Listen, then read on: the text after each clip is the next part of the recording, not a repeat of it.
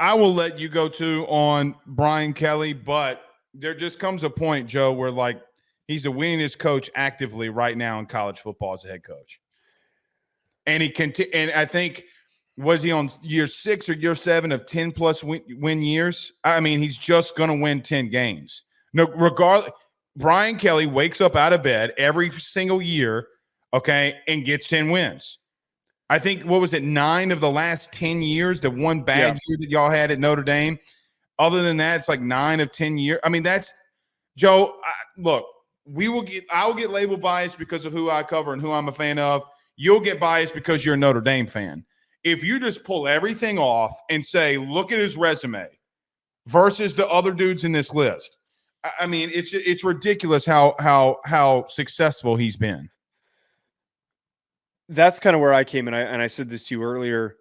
I was deliberately trying to find a way to move him down. Like I didn't like. I'm being so serious. Son of a bitch. I mean, like, so serious. I was trying to find an argument, and I was like, who the hell do I put ahead of him? I can't put Ryan Day, whose resume is basically similar, but just like maybe like a hair.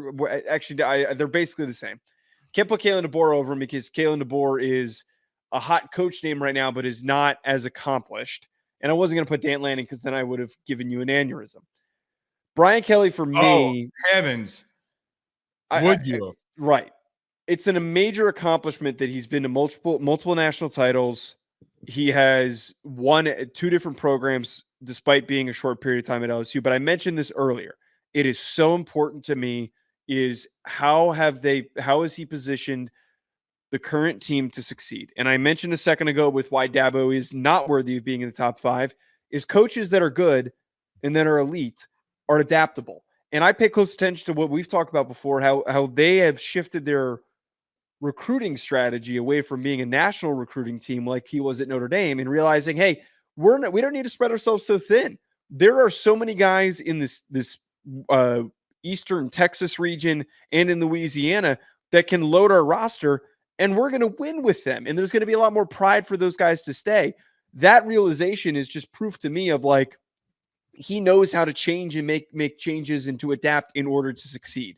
All of the guys on this list know how to adapt, in my opinion. And I think Brian Kelly has a track record of doing that. So I couldn't make this argument that he deserves not to be there. Multiple times in the playoff, multiple times in the national championship. Or no, wait, only once. Wait, am I crazy? It was only one time. No, y'all played in 2012, and that was it. But we made Notre Dame made multiple. Yeah, that's right, made multiple playoffs. Yeah. And if you remember that 2018 year, everybody's like, oh, look at Notre Dame. They got blown out by Clemson. And all of a sudden, Alabama got absolutely destroyed by Clemson and made that Notre Dame team not look as bad as they were. Ryan Day. Joe, I easily could look – now listen to me. I'm not saying this right now, but I could easily look at Ryan Day and say if we have this conversation this time next year, he's at 2. BetOnline remains your top spot for all of your live betting action and contests. NFL, college football, UFC, NHL are all in full swing. BetOnline is your number one source for wagering news, odds, trends, and predictions with both desktop and mobile access at any time. Head to BetOnline today and use promo code BELIEVE, that's BLEAV, for 50% off your first deposit. That is a 50% welcome bonus. BetOnline, where the game starts.